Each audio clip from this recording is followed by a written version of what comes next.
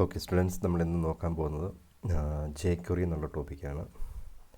ജേക്വറി അപ്പോൾ നമുക്ക് അതിൻ്റെ ഒരു തിയററ്റിക്കൽ ആസ്പെക്ട്സിലൂടെയാണ് നമ്മളിന്ന് വീഡിയോ പോകുന്നത്.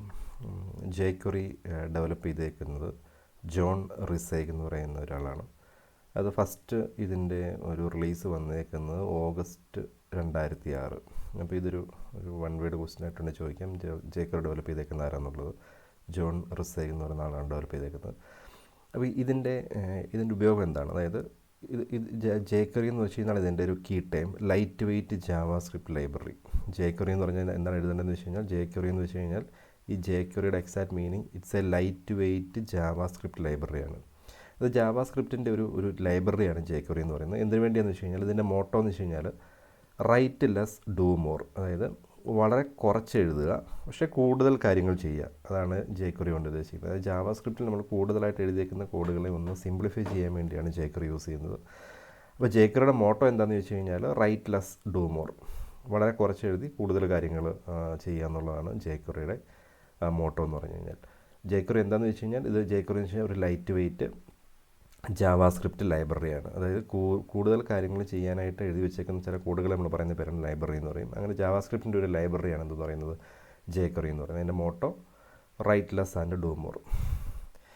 The main purpose of a jQuery is to simplify. ഇനി ഇതിൻ്റെ പർപ്പസ് എന്ന് വെച്ച് കഴിഞ്ഞാൽ simplify JavaScript usage on website. അതായത് വെബ്സൈറ്റുകളിൽ ജാവാ സ്ക്രിപ്റ്റിൻ്റെ അധികമായിട്ടുള്ള യൂസേജിന് എന്ത് ചെയ്യാം, ഒന്ന് സിംപ്ലിഫൈ ചെയ്യാം. കൂടുതൽ കാര്യങ്ങൾ എഴുതി അല്ലെങ്കിൽ മൾട്ടിപ്പിൾ ലൈൻസ് ഓഫ് കോഡുകൾ ഉണ്ടായിരുന്നതിനെ നമ്മൾ സിംഗിൾ ലൈൻ കോഡുകളിലേക്ക് മാറ്റുക എന്നുള്ളതാണ്. അതായത് ജാവാ സ്ക്രിപ്റ്റിൽ ഇങ്ങനെ കുറേ ലൈനുകളായിട്ട് എഴുതേണ്ട കോഡുകളെല്ലാം കൂടെ ചേർത്ത് ഈ കാര്യങ്ങളെല്ലാം കൂടെ നമുക്കൊരു സിംഗിൾ ലൈനിൽ ചെയ്യാൻ പറ്റും. അതാണ് ഇത് ജാവാ സ്ക്രിപ്റ്റ് ചെയ്യുന്നതാണെങ്കിൽ ഇത് ജേക്വറി കൊണ്ട് നമുക്ക് എന്ത് ചെയ്യാൻ പറ്റും, വളരെ ഈസി ആയിട്ട് ചെയ്യാൻ പറ്റും എന്നുള്ളതാണ് ജേക്വറിയുടെ പ്രത്യേകത എന്ന് പറയുന്നത്. അപ്പം ജേക്വറി എന്താണെന്ന് ചോദിച്ചു കഴിഞ്ഞാൽ അതിനെക്കുറിച്ച് എക്സ്പ്ലെയിൻ ചെയ്യാനുള്ള കണ്ടൻസ് ഇതിനകത്ത് കിടപ്പുണ്ട്. ഈ വീഡിയോ കണ്ടതിന് ശേഷം ജസ്റ്റ് ഒന്ന് വായിച്ചു നോക്കുക. ഇനി എന്തൊക്കെയാണ് ഇതിൻ്റെ ഒരു കീ ഫീച്ചേഴ്സ് എന്ന് ചോദിച്ചു കഴിഞ്ഞാൽ, ജേക്വറിയുടെ കുറച്ച് കീ ഫീച്ചേഴ്സ് എന്തൊക്കെയാണെന്ന് നമുക്ക് നോക്കാം. ഇപ്പോൾ നമ്മൾ 2006 നമ്മൾ ഈ ജേക്വറിയുടെ റിലീസിന് ശേഷം എന്തൊക്കെയാണ് ഇതുകൊണ്ടുള്ള അതായത് സാധാരണ പ്രോഗ്രാമർക്കുണ്ടായ ഒരു ഗുണമെന്ന് വെച്ച് കഴിഞ്ഞാൽ, വളരെ ഈസി ആയിട്ട് അണ്ടർസ്റ്റാൻഡ് ചെയ്യാൻ പറ്റുന്നൊരു സിൻറ്റാക്സാണ് ഇതിൻ്റെ. ഇത് വളരെ കോംപ്ലക്സ് ആയിട്ടുള്ളൊരു സിൻറ്റാക്സ് അല്ല, വളരെ ഈസി ആയിട്ട് അണ്ടർസ്റ്റാൻഡ് ചെയ്യാൻ പറ്റുന്നൊരു സിൻറ്റാക്സാണ് നമ്മുടെ ജേക്വറി എന്ന് പറയുന്ന ഈ ലൈബ്രറിക്കുള്ളത് അല്ലെങ്കിൽ ഈ കോഡിനുള്ളത്. അപ്പം ഇത് എന്തിനു വേണ്ടിയാണെന്ന് വെച്ച് കഴിഞ്ഞാൽ selecting and manipulating elements in HTML എലമെൻറ്റ്സിനെ സെലക്ട് ചെയ്യുക. ഇപ്പോൾ നമ്മൾ ഹെഡിങ് ഒരു ടാഗ് കൊടുത്തിട്ടുണ്ടെങ്കിൽ ഈ ഹെഡിങ് ടാഗിനെ നമുക്ക് വേണമെങ്കിൽ ഈ ജേക്വറി ഉപയോഗിച്ചുകൊണ്ട് സെലക്ട് ചെയ്യാം. അതിനുശേഷം അതിന് മാനിപ്പുലേഷൻ നടത്താം. അതായത് ഹെഡിങ് ടാഗിനുള്ളിൽ എടുക്കുന്ന കണ്ടൻറ്റ് വേണമെങ്കിൽ നമുക്കൊരു കളർ ചേഞ്ച് ചെയ്യാം, അല്ലെങ്കിൽ അതിന് ഇവൻറ്റ് കൊടുക്കാം, ഒരു events handling events, performing animations വേണമെങ്കിൽ കൊടുക്കാം. അങ്ങനെ പല ഫീച്ചേഴ്സും നമുക്ക് എന്ത് ചെയ്യാൻ പറ്റും, പല കാര്യങ്ങളും നമുക്ക് എന്ത് ചെയ്യാൻ പറ്റും ഈ ജേക്വറി ഉപയോഗിച്ചുകൊണ്ട് ചെയ്യാനായിട്ട് സാധിക്കും. അപ്പം പ്രധാനമായിട്ട് നമ്മൾ ജേക്വറി കൊണ്ട് ചെയ്യുന്നത് വെച്ച് കഴിഞ്ഞാൽ selecting and manipulating elements. HTML എഴുതിയേക്കുന്ന എലമെൻറ്റ്സിനെ സെലക്ട് ചെയ്യുക. ഇപ്പോൾ ഏത് എലമെൻ്റ് ആയിക്കോട്ടെ, പാരഗ്രാഫ് ആയിക്കോട്ടെ, ഹെഡിങ് ആയിക്കോട്ടെ, ബോൾഡ് ആയിക്കോട്ടെ, അങ്ങനെ നമ്മൾ പല ടാഗുകൾ HTML എഴുതുമല്ലോ, ആ എലമെൻറ്റ്സിനെ നമുക്ക് സെലക്ട് ചെയ്യാനും മാനിപ്പുലേറ്റ് ചെയ്യാനും ഈവൻസിനെ അപ്ലൈ ചെയ്യാൻ പറ്റും എന്നുള്ളതാണ് ഇതിൻ്റെ ഒരു പ്രധാനപ്പെട്ട ഫീച്ചേഴ്സ്. നമുക്കതിൽ ഓരോ ഫീച്ചേഴ്സായിട്ട് ജസ്റ്റ് ഒന്ന് നോക്കാം. അപ്പം ഫീച്ചേഴ്സ് ഓഫ് ജേക്വറി എന്നൊരു ക്വസ്റ്റ്യൻ വേണേൽ ചോദിക്കാം. അപ്പം എന്തൊക്കെയാണ് പ്രധാനപ്പെട്ട 1-2 ഫീച്ചേഴ്സ് നോക്കാം. It's a simplified DOM manipulation. Simplified DOM എന്ന് വെച്ചാൽ ഡോക്യുമെൻ്റ് ഒബ്ജക്റ്റ് മോഡൽ എന്നാണ്. നമ്മൾ പിന്നീട് ഡോം ട്രാവേഴ്സിലൊക്കെ ഡീറ്റെയിൽഡ് ആയിട്ട് കാണും. ഓൾറെഡി നമ്മൾ കണ്ടതാണ്, അതിനെക്കുറിച്ചൊരു എക്സ്പ്ലനേഷൻ തരാം. സിംപ്ലിഫൈഡ് ഡോം മാനിപ്പുലേഷൻ എന്നുള്ളതാണ് jQuery enable developers to easily select traverse and manipulate HTML elements using concise code. DOM manipulation എന്ന് വെച്ച് കഴിഞ്ഞാൽ നമുക്ക് ജേക്വറി ഉപയോഗിച്ചുകൊണ്ട് HTML എലമെൻറ്റ്സിനെ നമുക്ക് അപ്വേർഡിൽ ട്രാവേഴ്സ് ചെയ്യാം, ഡൗൺവേർഡിൽ ട്രാവേഴ്സ് ചെയ്യാം. അതാണ് ട്രാവേഴ്സ് എന്ന് ഉദ്ദേശിക്കുന്നത്. അങ്ങനെ ട്രാവേഴ്സിന് ശേഷം അതിനകത്ത് വരുന്ന മാനിപ്പുലേഷൻസൊക്കെ നമുക്ക് ഈസി ആയിട്ട് ചെയ്യാം എന്നുള്ളതാണ് ജേക്വറിയുടെ ഒരു പ്രധാനപ്പെട്ട ഫീച്ചേഴ്സ് എന്ന് പറയുന്നത്. രണ്ടാമത്തത് ക്രോസ് ബ്രൗസർ കോമ്പാക്റ്റിബിലിറ്റി എന്ന് വെച്ച് കഴിഞ്ഞാൽ, ഇപ്പോൾ നമുക്കറിയാം നമ്മൾ പലതരത്തിലുള്ള വെബ് ബ്രൗസേഴ്സ് നമുക്ക് ഇൻ്റർനെറ്റ് ആക്സസ് ചെയ്യാനായിട്ട്, അല്ലെങ്കിൽ ഇൻ്റർനെറ്റിൻ്റെ കോഡിനെ HTML അല്ലെങ്കിൽ ഇങ്ങനെയുള്ള ജാവാ സ്ക്രിപ്റ്റ് കോഡ് നമുക്ക് കാണാനായിട്ട് യൂസ് ചെയ്യാം. ഇപ്പോൾ വേണമെങ്കിൽ ക്രോം ഉണ്ട്, Firefox, Mozilla Firefox, opera mini, അങ്ങനെ പലതരത്തിലുള്ള വെബ് ബ്രൗസേഴ്സ് ഉണ്ട്. ഈ ഓരോ വെബ് ബ്രൗസേഴ്സിലും നമ്മുടെ ഈ jQuery വർക്ക് ചെയ്യാനായിട്ട് സെപ്പറേറ്റ് കോഡ് എഴുതേണ്ട കാര്യമില്ല. ഒരു കോഡ് എഴുതി കഴിഞ്ഞ് കഴിഞ്ഞാൽ ഈ എല്ലാ വെബ് ബ്രൗസറിലും അത് വർക്ക് ചെയ്തോളൂ. അതിന് നമ്മൾ പറയുന്ന പേരാണ് ക്രോസ് ബ്രൗസർ കോമ്പാക്റ്റിബിലിറ്റി എന്ന് പറയും. Developers saving developers from writing browser specific code എഴുതേണ്ട കാര്യമില്ല. ഒരു ബ്രൗസറിന് സ്പെസിഫിക് ആയിട്ടൊരു കോഡ് എഴുതേണ്ട കാര്യമില്ലെന്നുള്ളതാണ്. നമ്മൾ ഏത് കോഡ് എഴുതി കഴിഞ്ഞാലും അത് എല്ലാ ബ്രൗസറിലും വർക്ക് ചെയ്യും എന്നുള്ളതാണ് ഇതിൻ്റെ പ്രത്യേകത, jQueryയുടെ പ്രത്യേകത. നമ്മൾ പറയുന്ന പേരാണ് ക്രോസ് ബ്രൗസർ കോമ്പാക്റ്റിബിലിറ്റി എന്ന് പറയും. ഏത് ബ്രൗസറിലും ഇത് വർക്ക് ചെയ്തോളും. ദെൻ ഇവൻറ്റ് ഹാൻഡ്ലിങ് എന്ന് വെച്ച് കഴിഞ്ഞാൽ ഒരു ബട്ടനെ ക്ലിക്ക് ചെയ്യുമ്പോഴോ അല്ലെങ്കിൽ ഒരു മൗസ്, ഇപ്പോൾ നമ്മൾ ഓൾറെഡി ചില പ്രോഗ്രാംസ് നമ്മൾ കണ്ടായിരുന്നു. ഒരു മൗസ് പോയിൻ്റർ ഉണ്ടെങ്കിൽ ഇവിടെ നമുക്കൊരു പിക്ചർ ഉണ്ടെന്ന് വിചാരിക്കാം. ഈ പിക്ചറെ കൊണ്ട് ക്ലിക്ക് ചെയ്ത് കഴിഞ്ഞ് കഴിഞ്ഞാൽ ഈ പിക്ചറിനെ മാറ്റി വേറൊരു പിക്ചർ നമുക്ക് കൊണ്ടുവരാൻ പറ്റും. ഈ മൗസ് ഇതിൻ്റെ മേളിൽ കൂടെ ചുമ്മാ ജസ്റ്റ് മൂവ് ചെയ്യാമെന്ന് വിചാരിക്കാം. മൗസ് കൊണ്ട് ഇതിനെ മേളിൽ വെക്കുന്ന സമയത്ത് ഓട്ടോമാറ്റിക്കായിട്ട് നമുക്ക് എന്ത് ചെയ്യാൻ പറ്റും, നമുക്ക് ഇതിൻ്റെ പിക്ചറിനെ മാറ്റി വേറൊരു പിക്ചറിനെ ലോഡ് ചെയ്യാനായിട്ട് സാധിക്കും. അപ്പോൾ അങ്ങനെയാണ് നമുക്ക് ക്ലിക്കിൽ നമുക്ക് വ്യൂൻസിനെ വർക്ക് ചെയ്യിപ്പിക്കാം. മൗസ് ഹോവർ എന്ന് പറഞ്ഞാൽ അതിന് മേളിൽ കൂടെ മൂവ് ചെയ്യുക.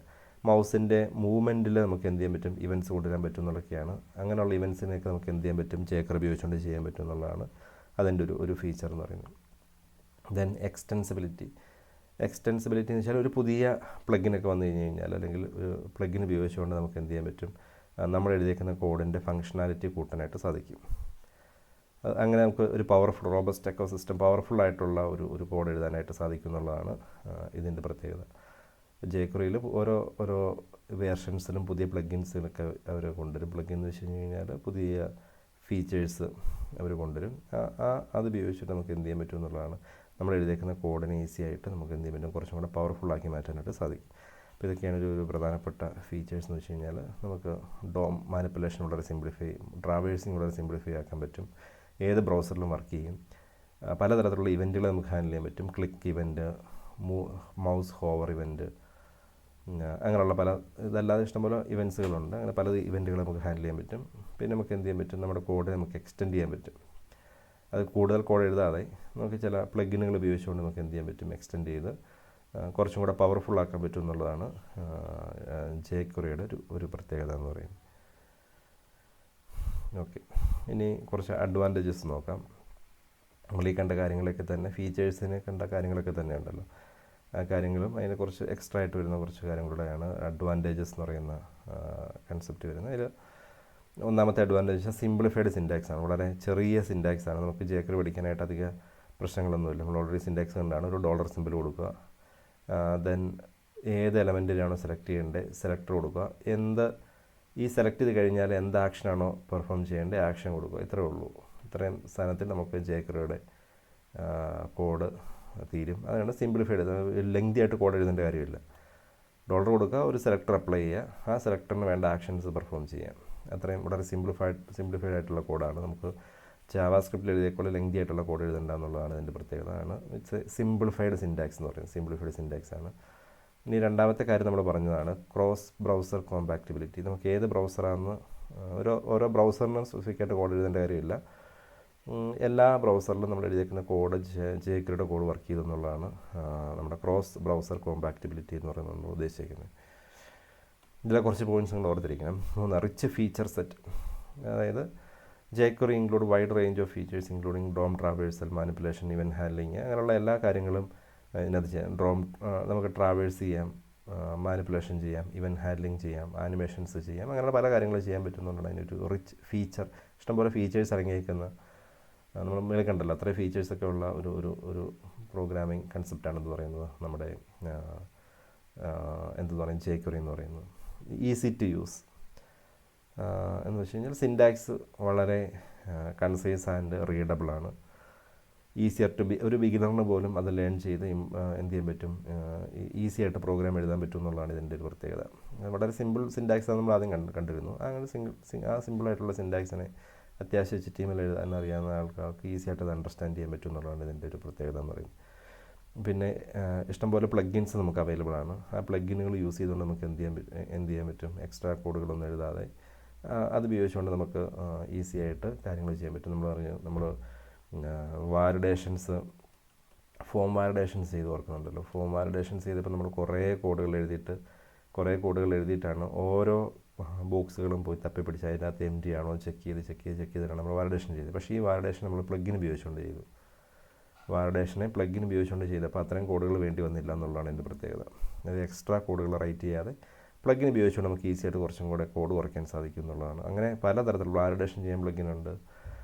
അങ്ങനെ പലതരത്തിലുള്ള കാര്യങ്ങൾക്ക് വേണ്ടി നമ്മൾ പ്ലഗിൻസ് യൂസ് ചെയ്തിട്ടുണ്ട്. അപ്പോൾ അങ്ങനെ പ്ലഗിനുകൾ ഉപയോഗിച്ചുകൊണ്ട് നമുക്ക് എന്ത് ചെയ്യാൻ പറ്റും, ബൂട്ട് സ്ട്രാപ്പ് ചെയ്യാൻ വേണ്ടി നമ്മൾ പ്ലഗിൻ യൂസ് ചെയ്തു. അങ്ങനെ പലതരത്തിലുള്ള പ്ലഗിനുകൾ യൂസ് ചെയ്തുകൊണ്ട് നമുക്ക് എന്ത് ചെയ്യാൻ പറ്റും, ഈസി ആയിട്ട് കോഡ് എഴുതാൻ പറ്റും എന്നുള്ളതാണ് ഇതിൻ്റെ പ്രത്യേകത.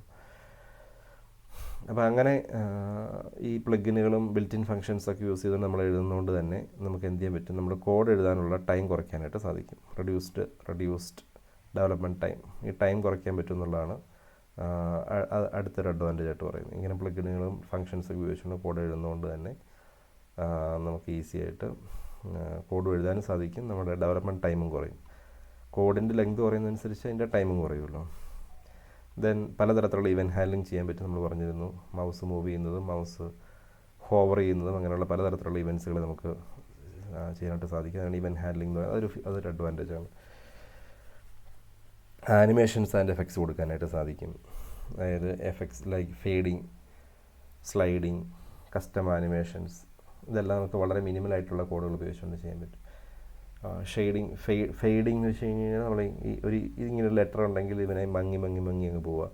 സ്ലൈഡ് ചെയ്യാന്ന് വെച്ച് കഴിഞ്ഞാൽ ഇതിങ്ങനെ ഒരു സ്ഥലത്ത് നിന്ന് വേറെ സ്ഥലത്തേക്ക് ജമ്പ് ചെയ്ത് പോവുക. പിന്നെ അല്ലാതെ നമുക്ക് ആനിമേഷൻസ് കൊടുക്കാൻ പറ്റുന്ന രീതിയിലേക്കാണ് jQuery ഡെവലപ്പ് ചെയ്തേക്കുന്നത്. പിന്നെ സ്ട്രോങ് കമ്മ്യൂണിറ്റി സപ്പോർട്ട് എന്ന് വെച്ച് കഴിഞ്ഞാൽ ഈ jQuery എഴുതുന്ന സമയത്ത് നിങ്ങൾക്ക് എന്തെങ്കിലും ഡൗട്ട് ഉണ്ടെങ്കിൽ അല്ലെങ്കിൽ എന്തെങ്കിലും എറർ വന്നിട്ടുണ്ടെങ്കിൽ ആ എറർ എടുത്ത് ഇൻ്റർനെറ്റിൽ ഇട്ട് കഴിഞ്ഞ് കഴിഞ്ഞാൽ ആ എററിന് കറസ്പോണ്ടിങ് ആയിട്ടുള്ള റെസ്പോൺസ് ഇഷ്ടംപോലെ കിട്ടും. അങ്ങനെ കമ്മ്യൂണിറ്റി പ്രൊവൈഡ് ചെയ്യുന്നുണ്ട് ഇഷ്ടംപോലെ. അതായത് ഈ എറേഴ്സും നമുക്ക് എന്തെങ്കിലും ഒരു സംശയം ഉണ്ടെങ്കിൽ ആ സംശയം നമുക്ക് ക്ലിയറാക്കി തരാനായിട്ട് ഒരു ഇൻ്റർനെറ്റ് ഫോറം തന്നെയുണ്ട്. അവിടെ നമുക്ക് എന്ത് ചെയ്യാൻ പറ്റും, ഈ ട്യൂട്ടോറിയൽസ് കിട്ടും, ഡോക്യുമെൻറ്റേഷൻ കിട്ടും. പിന്നെ jQuery റിലേറ്റഡ് ആയിട്ടുള്ള എല്ലാ ഇഷ്യൂസും വളരെ ഈസി ആയിട്ട് നമുക്ക് എന്ത് ചെയ്യാൻ പറ്റും, നമുക്ക് അതിനകത്ത് നിന്ന് നമുക്ക് സപ്പോർട്ട് കിട്ടും. അപ്പോൾ അതിനാണ് സ്ട്രോങ് കമ്മ്യൂണിറ്റി സപ്പോർട്ട് എന്ന് പറയുന്നത്. നമുക്ക് പലതരത്തിലുള്ള ഓൾഡ് ബ്രൗസേഴ്സിലും പഴയ ബ്രൗസറിൽ പോലും നമുക്ക് എന്ത് ചെയ്യാൻ പറ്റും, ഈ സാധനത്തിന് വർക്ക് ചെയ്യിപ്പിക്കാൻ പറ്റും എന്നുള്ളതാണ് ഇതിൻ്റെ ഒരു അഡ്വാൻറ്റേജ്. കോമ്പാക്റ്റിബിലിറ്റി വിത്ത് ഓൾഡ് ബ്രൗസർ എന്ന് പറഞ്ഞു കഴിഞ്ഞാൽ നമ്മൾ ഇപ്പോഴുള്ള വെബ് ബ്രൗസറല്ല, നമ്മൾ പഴയ വെബ് ബ്രൗസറാണ് നമ്മുടെ ലാപ്ടോപ്പിലൊക്കെ യൂസ് ചെയ്യുന്നതെങ്കിലും അതിനെല്ലാം നമുക്ക് എന്ത് ചെയ്യാൻ പറ്റും എന്നുള്ളതാണ്.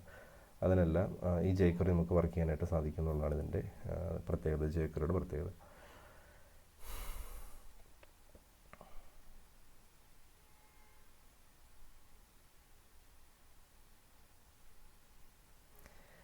ഇനി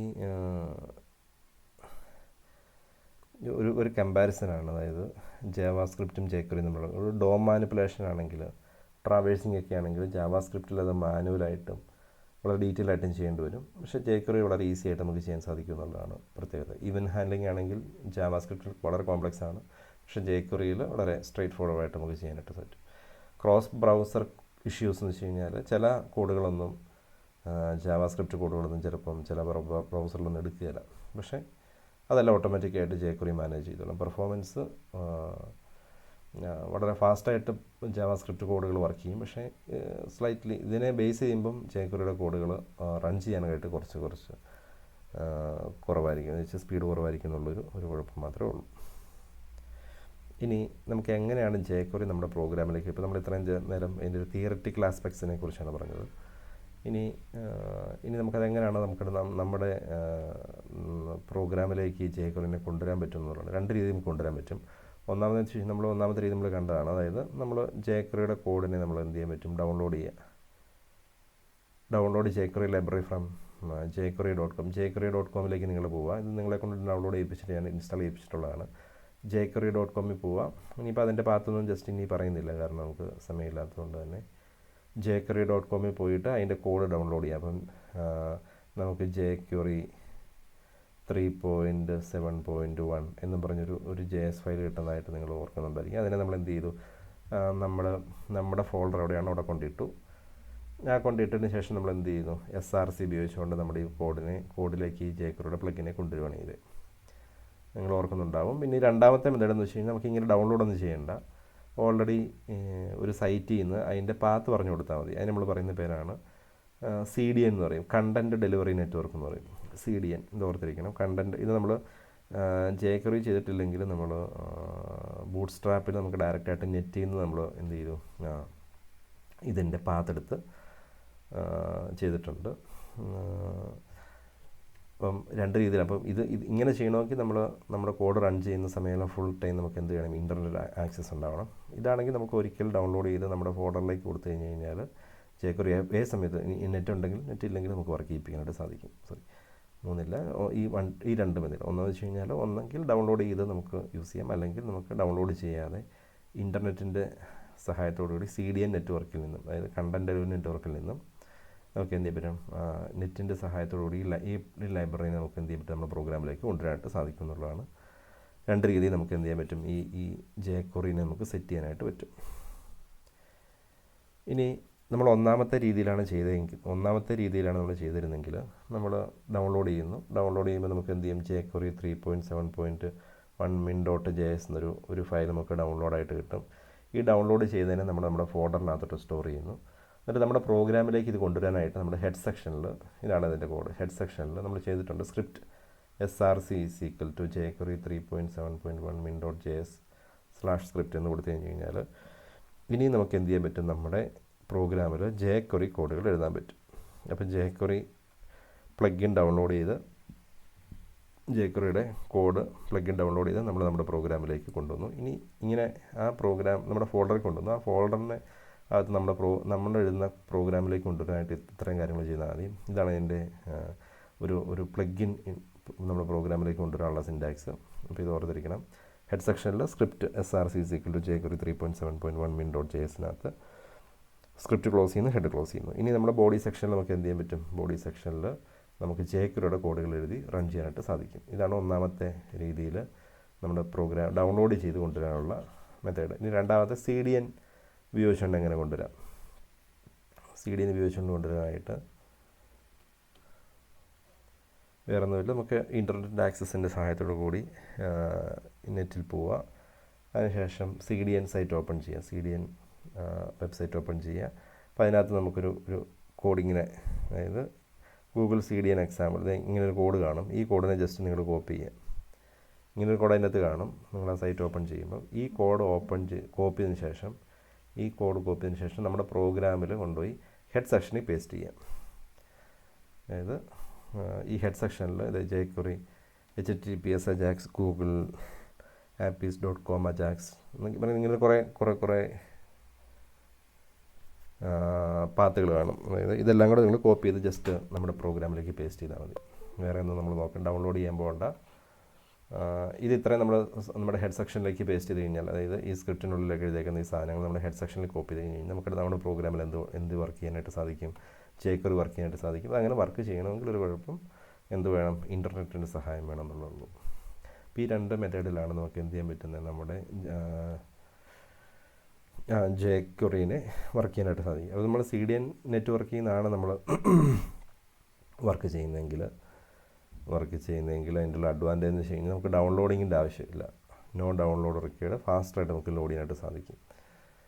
പക്ഷേ അവിടെ ഒരു കുഴപ്പം എന്താണ്, ഇൻ്റർനെറ്റിൻ്റെ സഹായം വേണം. ഓക്കെ, അപ്പോൾ എത്രയാണ് നമ്മുടെ ബേസിക്സ് ആയിട്ട് jQuery വർക്ക് ചെയ്യുന്നതിന് മുമ്പ് വരേണ്ട കാര്യങ്ങൾ. ഇനി നമുക്ക് jQuery എഴുതാൻ പോവാം. അപ്പോൾ അങ്ങനെ jQuery എഴുതണമെങ്കിൽ അതിൻ്റെ റൂൾസുകൾ നമ്മൾ പഠിക്കണം. അതിന് നമ്മൾ പറയുന്ന പേരാണ് സിൻറ്റാക്സ് എന്ന് പറയും. ഇപ്പം jQueryയുടെ സിൻറ്റാക്സ് എന്താണെന്ന് നോക്കാം. jQueryയുടെ സിൻറ്റാക്സ് എന്ന് വെച്ച് കഴിഞ്ഞാൽ jQuery syntax is essential for leveraging its full potential in your web projects. It is used to select elements in HTML. അതായത് എന്തിനു വേണ്ടിയാണ് jQuery യൂസ് ചെയ്യുന്നതിനെ കുറിച്ച് നമ്മൾ ആദ്യം പറഞ്ഞിരുന്നു. നമ്മൾ HTML എലമെൻസിനെ സെലക്ട് ചെയ്ത്, അങ്ങനെ സെലക്ട് ചെയ്യുന്ന HTML എലമെന്റ് എന്തെങ്കിലും ആക്ഷൻസ് പെർഫോം ചെയ്യാൻ വേണ്ടിയാണ് നമ്മൾ എന്ത് യൂസ് ചെയ്യുന്നത്, jQuery യൂസ് ചെയ്യുന്നത്. അപ്പോൾ അത് ചെയ്യാനായിട്ട് യൂസ് ചെയ്യുന്ന സിൻറ്റാക്സ് ഇതാണ്. ഇത് വളരെ ഇമ്പോർട്ടൻ്റ് ആണ്. ഇതാണ് jQuery സ്റ്റാർട്ട് ചെയ്യുന്ന ഡോളർ സിമ്പിൾ വെച്ചിട്ടാണ്. അതിനുശേഷം നമ്മൾ ഇതൊരു ബ്രാക്കറ്റ് ഓപ്പൺ ചെയ്യുന്നു. ഇവിടെ നമ്മൾ സെലക്ടർ പറയുന്നു. ദെൻ ആ സെലക്ടറിന് കറസ്പോണ്ടിങ് ആയിട്ടുള്ള ആക്ഷൻസ് പറയുന്നു. ഇത്രയേ ഉള്ളൂ നമ്മുടെ jQueryയുടെ സിൻറ്റാക്സ് എന്ന് വെച്ച് കഴിഞ്ഞാൽ. ഡോളർ എന്ന് പറഞ്ഞു കഴിഞ്ഞാൽ അതായത് ഇതൊരു jQuery പ്രോഗ്രാമാണ് എന്ന് പറഞ്ഞു കൊടുക്കാനായിട്ട് നമ്മൾ യൂസ് ചെയ്യുന്നൊരു സിമ്പിളാണ് $. This simple is use to define and access jQueryനെ ഡിഫൈൻ ചെയ്യാനും അതിനെ ആക്സസ് ചെയ്യാനായിട്ട്. യൂസ് ചെയ്യുന്ന സിമ്പിളാണ് ഡോളർ എന്ന്. സെലക്ടർ എന്ന് പറഞ്ഞാൽ HTML യൂസ് ചെയ്യുന്ന ഏത് ടാഗും ആവാം സെലക്ടർ. പി ആവാം, പാരഗ്രാഫ് ആവാം, ഹെഡിങ് ആവാം, പലതരത്തിലുള്ള ഹെഡിങ്ങുകൾ. അപ്പം അങ്ങനെ പലതരത്തിലുള്ള സെലക്ടേഴ്സ് ഉണ്ട്. നമുക്ക് വേണമെങ്കിൽ ക്ലാസ്സിനെ ഒരു സെലക്ടറായിട്ട് കൊടുക്കാം, ID നമുക്കൊരു സെലക്ടറായിട്ട് കൊടുക്കാം. അതെല്ലാം നമ്മൾ ഡീറ്റെയിൽ ആയിട്ട് കാണും. അപ്പോൾ അതിനെയാണ് നമ്മൾ സെലക്ടേഴ്സ് എന്ന് പറയുന്നത്. അങ്ങനെ സെലക്ട് ചെയ്ത് കഴിഞ്ഞാൽ അതിന് എന്ത് ആക്ഷൻ പെർഫോം ചെയ്യണമെന്നുള്ളതാണ് ആക്ഷൻ പറയുന്നത്. ഓക്കെ അല്ലേ? അപ്പോൾ ഈ 3 കാര്യങ്ങളാണ് വളരെ ഇമ്പോർട്ടൻ്റ് ആയിട്ട് കൊടുത്തിരിക്കേണ്ട jQuery സിൻറ്റാക്സിൽ. ഇനി അതിൻ്റെ കുറച്ച് എക്സാമ്പിൾസ് കാണാം. അതായത് ഈ jQuery സെലക്ടർ ഉപയോഗിച്ച് അല്ലെങ്കിൽ ഈ സിൻറ്റാക്സ് ഉപയോഗിച്ചിട്ട് എന്തൊക്കെ കാര്യങ്ങളാണ് ചെയ്യുന്നത്. ഇപ്പോൾ $this.hide എന്ന് പറഞ്ഞു കഴിഞ്ഞാൽ നമ്മൾ ഏത് എലമെൻറ്റിലാണോ നിൽക്കുന്നത് ആ കറണ്ട് എലമെൻറ്റിനെ കിട്ടാൻ വേണ്ടി യൂസ് ചെയ്യുന്ന ഒരു ടൈമാണ് ദിസ് എന്ന് പറയുന്നത്. അപ്പോൾ ഇവിടെ നമ്മൾ സെലക്ടറായിട്ട് കൊടുത്തേക്കുന്ന ദിസ് ആണ്. ദിസ് മീൻസ് ഇപ്പോൾ നമ്മൾ സെലക്ട് ചെയ്തേക്കുന്ന കറണ്ട് എലമെൻറ്റ്, ആ എലമെൻറ്റ് ഹൈഡ് ചെയ്യുക. അതിൻ്റെ ആക്ഷനാണ് ഹൈഡ് എന്ന് പറയുന്നത്. ഇവിടെ നിൽക്കുക രണ്ടാമത്തെ വയ്ക്കുക $p ഹൈഡ് എന്ന് പറഞ്ഞാൽ ഇതിൻ്റെ മീനിങ് നമ്മുടെ HTML എഴുതിയേക്കുന്ന എല്ലാ പാരഗ്രാഫുകളും സെലക്ട് ചെയ്യപ്പെടും. അപ്പോൾ ഇതിനാണ് സെലക്ടർ എന്ന് പറയുന്നത്. $p എന്ന് പറഞ്ഞാൽ എന്താണ്? സെലക്ടർ. ആക്ഷൻ എന്താണ്? ഹൈഡ്. ഓക്കെ അല്ലേ? അപ്പം എല്ലാ പാരഗ്രാഫുകളും ഹൈഡ് ചെയ്യപ്പെടും എന്നാണ് അതിൻ്റെ ഒരു മീനിങ്. $.test.hide എന്ന് പറഞ്ഞാൽ ഡോട്ട് റെപ്രസെൻ്റ് ചെയ്യുന്നൊരു ക്ലാസ്സിനെയാണ്. അപ്പോൾ നമ്മുടെ HTML നമ്മൾ ടെസ്റ്റ് എന്ന രീതിയിൽ എവിടെ ക്ലാസ് കൊടുത്തിട്ടുണ്ടോ ആ ക്ലാസ്സിൽ എഴുതിയേക്കുന്ന എല്ലാ എലമെൻസും ഹൈഡ് ചെയ്യപ്പെടും. ഹാഷ് റെപ്രസെൻ്റ് ചെയ്യുന്ന ID-നെയാണ് നമ്മുടെ പ്രോഗ്രാമിൽ HTML പ്രോഗ്രാമിൽ നമ്മൾ ടെസ്റ്റ് എന്നുള്ള ID ഏതൊക്കെ എലമെൻസിന് കൊടുത്തിട്ടുണ്ടോ ആ എലമെൻസ് മുഴുവൻ ഹൈഡ് ചെയ്യപ്പെടും എന്നാണ് അതിൻ്റെ meaning. Hide elements with ID test, hide elements with class test, എല്ലാ പാരഗ്രാഫുകളും ഹൈഡ് ചെയ്യപ്പെടും. അതൊക്കെയാണ് ഇതിൻ്റെ എക്സാമ്പിൾസായിട്ട് കാണുന്നത്. ഇനി നമ്മൾ കാണാൻ പോകുന്നത് ഇത് വളരെ ഇമ്പോർട്ടൻ്റ് ആയിട്ടുള്ള ടൈമാണ്. ഈ സെലക്ടേഴ്സ് നമുക്ക് പല രീതിയിൽ നമുക്ക് റെപ്രസെൻറ്റ് ചെയ്യാമെന്ന് പറഞ്ഞു. അതായത് ഈ സെലക്ടർ ഉണ്ടല്ലോ, ഈ സെലക്ടറിനെ നമുക്ക് ഏതൊക്കെ രീതി ഉപയോഗിച്ചുകൊണ്ട് നമുക്ക് HTML എലമെൻറ്റ്സ് നമുക്ക് സെലക്ട് ചെയ്യാനായിട്ട് സാധിക്കും. അതിനാണ് jQuery സെലക്ടേഴ്സ് എന്ന് പറയും.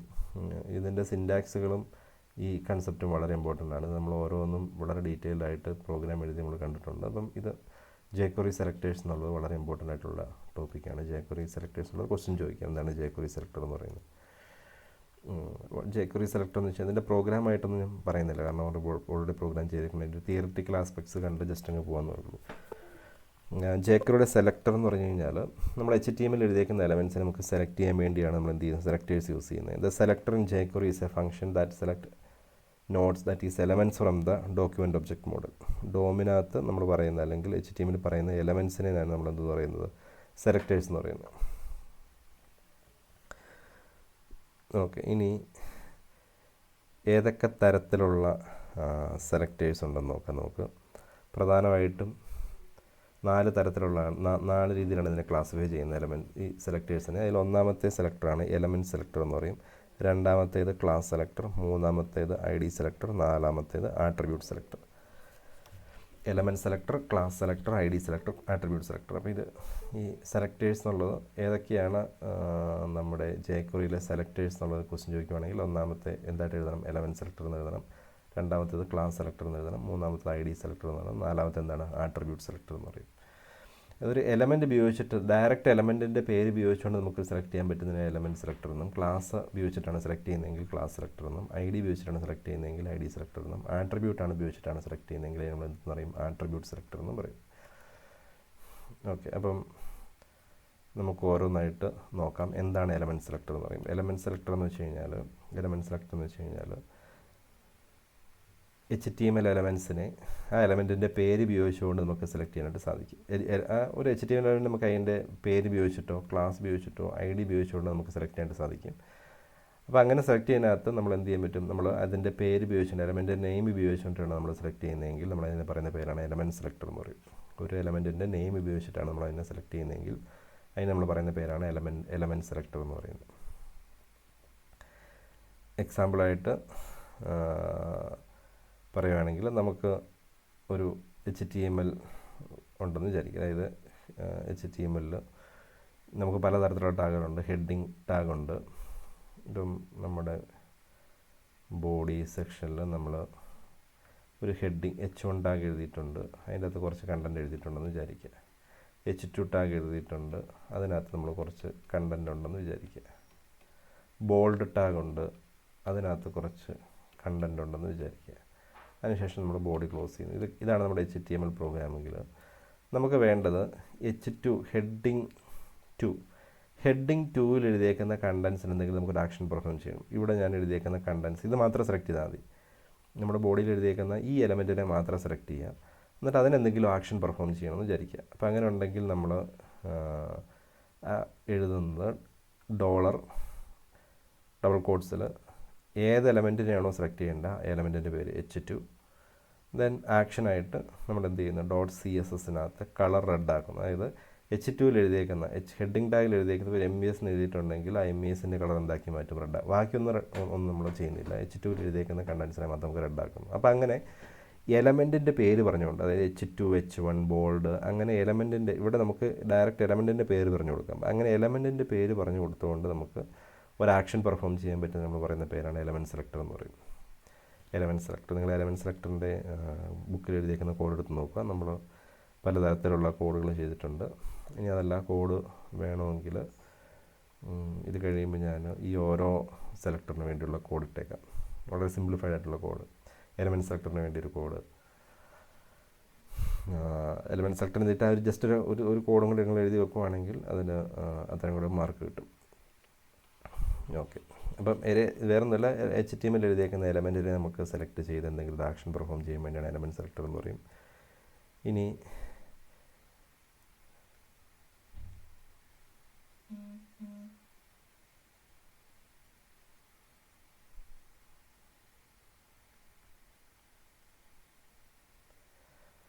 അതുപോലെ തന്നെ ഓരോ സെലക്ടേഴ്സും ഉണ്ട്. അതായത് ക്ലാസ് സെലക്ടറുണ്ട്, ID സെലക്ടറുണ്ട്, ആട്രിബ്യൂട്ട് സെലക്ടേഴ്സ് ഉണ്ട്. ഈ ഓരോ സെലക്ടേഴ്സും അതിൻ്റെ കോഡുകളും, എലമെൻറ്റ് സെലക്ടർ എന്താണ്, ക്ലാസ് സെലക്ടർ എന്താണ്, ക്ലാസ് സെലക്ടറിൻ്റെ കോഡ് എന്താണ്, ID സെലക്ഷൻ എന്ന് വെച്ച് കഴിഞ്ഞാൽ ID ഉപയോഗിച്ചുകൊണ്ട്. ക്ലാസ് സെലക്ടർ ആണെങ്കിൽ നമ്മൾ പാരഗ്രാഫ് എന്നൊരു ടാഗിന് നമ്മൾ ക്ലാസ് ഈസ് ഈക്വൽ ടു, ഇങ്ങനെ വേണമെങ്കിൽ ക്ലാസ് കൊടുക്കാം, class is equal to test എന്ന് കൊടുത്തെന്ന് വിചാരിക്കുക. എന്നിട്ട് ഇതിനകത്ത് ഹായ് എന്ന് നമ്മൾ എഴുതി പാരഗ്രാഫ് ക്ലോസ് ചെയ്യുന്നു. അപ്പം ഈ പാരഗ്രാഫിനെ നമ്മൾ ഐഡൻറ്റിഫൈ ചെയ്യുന്നത് എന്ത് വെച്ചിട്ടായിരിക്കും, ഈ ടെസ്റ്റ് എന്ന് പറയുന്ന ക്ലാസ് വെച്ചിട്ടായിരിക്കും. നമുക്ക് ഈ ക്ലാസ് പാരഗ്രാഫ് എന്നുള്ള എലമെൻറ്റ് കൊടുക്കാതെ ഈ ക്ലാസിൻ്റെ പേര് കൊടുത്തുകൊണ്ട് നമുക്ക് എന്ത് ചെയ്യാൻ പറ്റും, ഒരു എലമെൻറ്റിനെ സെലക്ട് ചെയ്ത് എന്തെങ്കിലും ആക്ഷൻ പെർഫോം ചെയ്യാൻ വേണ്ടിയാണെങ്കിൽ അതിനെ നമുക്ക് എന്ത് പറയാൻ പറ്റും, ക്ലാസ് സെലക്ടർ എന്ന് പറയും.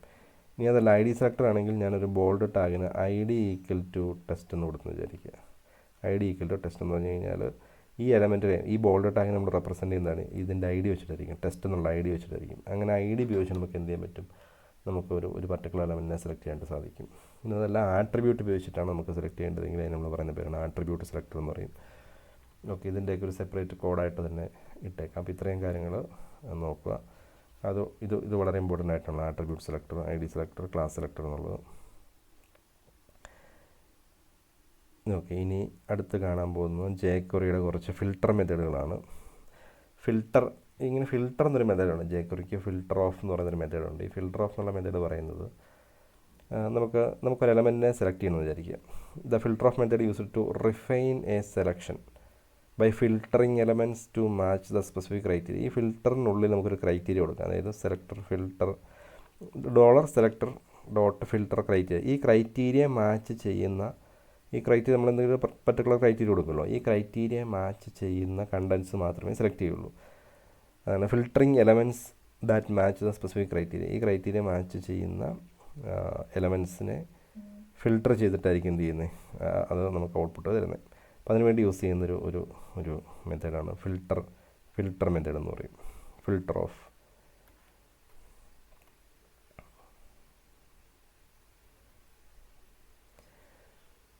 അപ്പോൾ ഇതിനകത്ത് കുറച്ച്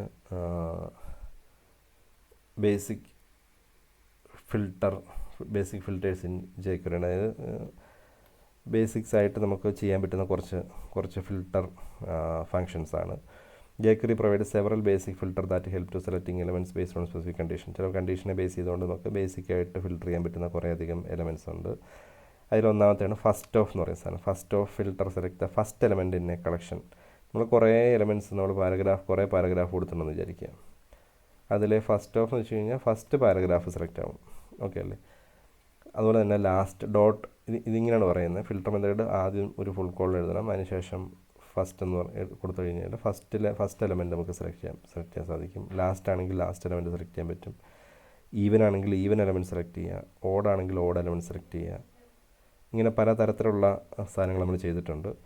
ഇതിൻ്റെ എല്ലാം നമ്മൾ കോഡ് ചെയ്ത് ഔട്ട്പുട്ട് എടുത്തിട്ടുള്ളതാണ്. അപ്പോൾ അങ്ങനെ വരുന്നതിന് നമ്മൾ പറയുന്ന പേരാണ് ഫിൽറ്റേഴ്സ് ഇൻ jQuery എന്ന് പറയും. അപ്പോൾ അതിൽ കുറേ ഫിൽറ്റേഴ്സുകളുണ്ട്. ഇതാണ് ഒന്നാമത്തെ. ഫുൾ കോളൻ ഫസ്റ്റ് എന്ന് പറഞ്ഞു കഴിഞ്ഞാൽ select the first element in the matched set. ഇതിവിടെ നോക്കുക, $li ഫുൾ കോളൻ ഫസ്റ്റ് എന്ന് പറഞ്ഞു കഴിഞ്ഞാൽ നിങ്ങൾ li എലമെൻറ്റ്സിൽ കൊടുത്തേക്കുന്ന ഫസ്റ്റ് li എലമെൻറ്റ്. കുറേ li ഉണ്ടെന്ന് വിചാരിക്കുക. നിങ്ങൾ കുറേ ലിസ്റ്റ് ഐറ്റം കൊടുത്തിട്ടുണ്ട്. liക്കകത്ത് ഇങ്ങനെ കുറേ ലിസ്റ്റ് ഐറ്റം കൊടുത്തിട്ടുണ്ടെങ്കിൽ ഇതിലെ ഫസ്റ്റ് ലിസ്റ്റ് ഐറ്റം സെലക്ട് ചെയ്യാൻ വേണ്ടിയാണ് ഇത് യൂസ് ചെയ്യുന്നത്. അപ്പം ഫുൾ കോളൻ ലാസ്റ്റ് ആണെങ്കിലോ, ഇതാണ് ഏറ്റവും ലാസ്റ്റ് എങ്കിൽ ഏറ്റവും ലാസ്റ്റ് li ലാസ്റ്റ് ആണെങ്കിൽ ഏറ്റവും ലാസ്റ്റ് എലമെൻറ്റ് സെലക്ട് ചെയ്യും. ഈവൻ ആണെങ്കിൽ li ഈവൻ എന്ന് കൊടുത്തു കഴിഞ്ഞാൽ എന്താണ്, ഇത് 1 2 3 4 അടുത്ത li ഉണ്ടെങ്കിൽ ഇപ്പോൾ ഈ 2ഉം 4ഉം സെലക്ട് ചെയ്യപ്പെടും. അതിനാണ് നമുക്ക് ഈവൻ എന്ന് പറയുന്നത്.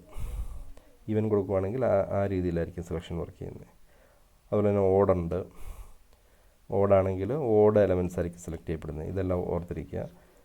.eq ആണെങ്കിൽ ഒരു സ്പെസിഫിക് ഇൻഡെക്സിലുള്ളത് നമുക്ക് സെലക്ട് ചെയ്യപ്പെടും. Greater than GT of index എന്ന് വെച്ചാൽ നമ്മൾ GT ഓഫ് 2 എന്ന് കൊടുക്കുകയാണെങ്കിൽ ഈ 2ന് മേളിൽ വരുന്ന എല്ലാ എലമെൻറ്റ്സുകളും സെലക്ട് ചെയ്യപ്പെടും. ഇൻഡെക്സ് വാല്യൂ 2ന് മേളിൽ വരുന്ന എല്ലാ എലമെൻറ്റ്സുകളും സെലക്ട് ചെയ്യപ്പെടും. LT ആണെങ്കിൽ ലെസ് ദാൻ ഇൻഡെക്സ് ആണ്. ആ 2ന് താഴെയുള്ള എല്ലാ എലമെൻറ്റ്സും സെലക്ട് ചെയ്യപ്പെടും. ഫുൾ കോളൻ കണ്ടെയ്ൻസ് ടെക്സ്റ്റ്, അതായത് li കണ്ടെയ്ൻസ് ജാവ. ഈ എവിടെയെങ്കിലും li എലമെൻറ്റ്സിനകത്ത് എവിടെയെങ്കിലും ജാവ എന്ന് എഴുതിയിട്ടുണ്ടെങ്കിൽ അത് സെലക്ട് ചെയ്യപ്പെടും. ഹിഡൻ, നമ്മുടെ കോഡിനകത്ത് എവിടെയെങ്കിലും ഹിഡൻ എലമെൻ്റ് ഉണ്ടെങ്കിൽ അത് സെലക്ട് ചെയ്യപ്പെടും. Visible, select elements that are visible ആയിട്ടുള്ള എല്ലാ എലമെൻറ്റ്സും സെലക്ട് ചെയ്യപ്പെടും. ചെക്ക്ഡ് ആണെങ്കിൽ ചെക്ക് ബോക്സിനകത്ത് ചെക്ക്ഡ് എന്ന് കൊടുത്തിട്ടുണ്ടെങ്കിൽ, ചെക്ക്ഡ് എന്നൊരു ഒരു ഓപ്ഷൻ കൊടുത്തിട്ടുണ്ടെങ്കിൽ അത് സെലക്ട് ചെയ്യപ്പെടും. ഡിസേബിൾഡ് ആണെങ്കിൽ എല്ലാ ഡിസേബിൾഡ് എലമെൻറ്റ്സും സെലക്ട് ചെയ്യപ്പെടും. എനേബിൾഡ് ആണെങ്കിൽ എല്ലാ എനേബിൾഡ് എലമെൻറ്റ്സും സെലക്ട് ചെയ്യപ്പെടും. ഇതൊക്കെയാണ് ബേസിക് ഫിൽട്ടർ ഫങ്ഷൻസ് എന്ന് പറയുന്നത്. അപ്പോൾ ഇതിൽ കുറേ ഫങ്ഷൻസ് നമ്മൾ ചെയ്ത് നോക്കിയിട്ടുള്ളതാണ്. ഇതിനകത്ത് കുറേ ടൈംസ് നിങ്ങൾ ഓർത്തിരിക്കുക. ഫസ്റ്റ് ലാസ്റ്റ് ഈവൻ ഓർഡർ നിങ്ങൾക്ക് ഓർത്തിരിക്കുക. First last even odd, greater than less than, GT LT, അങ്ങനെ കുറേയെങ്കിലും അതിൻ്റെ കുറച്ച് ഈ സിൻറ്റാക്സുകളും ഈ കോഡുകളും ഓർത്തിരിക്കുക കേട്ടോ എഴുതണമെങ്കിൽ. അപ്പോൾ ഇത്രയാണ് നമ്മുടെ ബേസിക് jQueryനെ കുറിച്ച് പറയാനുള്ളത്. ഇത്രയേ ഉള്ളൂ നമ്മുടെ ഒരു ബേസിക് jQuery എന്ന് വെച്ചാൽ. പിന്നീട് ഡോം ട്രാവേഴ്സിലും പ്ലഗ് ഇൻ വാലിഡേഷൻസുമാണ് നമുക്ക് ഇതിനകത്തുള്ളത്. അപ്പം ഇതാണ് ഒരു ബേസിക് ആയിട്ടുള്ള jQueryനെ കുറിച്ച് നമുക്ക് കാണാനുള്ളത്. അപ്പോൾ ആദ്യം തൊട്ട് നിങ്ങൾ ഈ ടെക്സ്റ്റ് ഉള്ളവർ ഈ ടെക്സ്റ്റിൽ നോക്കി, വീഡിയോ കണ്ടതിന് ശേഷം ടെക്സ്റ്റ് നോക്കി ഒന്നും കൂടെ ഒന്ന് ഇതിലെ ഓരോ കണ്ടൻസും നിങ്ങൾ നോക്കുക. ഈ വീഡിയോ ജസ്റ്റ് ഒന്നുകൂടെ പോസ് ചെയ്ത് കണ്ടൻസും പറഞ്ഞേക്കുന്ന കാര്യങ്ങളൊന്നും കുറച്ച് അണ്ടർസ്റ്റാൻഡ് ചെയ്യാൻ പറ്റുമെന്ന് നോക്കുക. അതിനുശേഷം ഈ ടെക്സ്റ്റ് വായിക്കുക. എന്തായാലും ഈ PDF-ഉം പ്ലസ് ഇതിൽ ഞാൻ പറഞ്ഞേക്കുന്ന കുറച്ച് കോഡുകളുണ്ടല്ലോ, ആ കോഡുകളും ഒന്നുകൂടി ഞാൻ ഷെയർ ചെയ്ത് തന്നേക്കാം. ടെക്സ്റ്റ് ഇല്ലാത്തവരത് നോക്കി പഠിക്കുക. ഓക്കെ, ഇതിൻ്റെ കുറച്ച് ക്വസ്റ്റ്യൻസ് ഉണ്ട്. ഇതിൻ്റെ ബാക്കിൽ നമുക്ക് കുറച്ച് ക്വസ്റ്റ്യൻസ് ഉണ്ട്. അത് ക്വസ്റ്റ്യൻസിന് സെപ്പറേറ്റ് വീഡിയോ ആയിട്ട് ചെയ്യാം. എന്തൊക്കെയാണ് ഇതിൻ്റെ ഒരു ക്വസ്റ്റ്യൻസും കൂടെ നോക്കാം. Okay, thank you.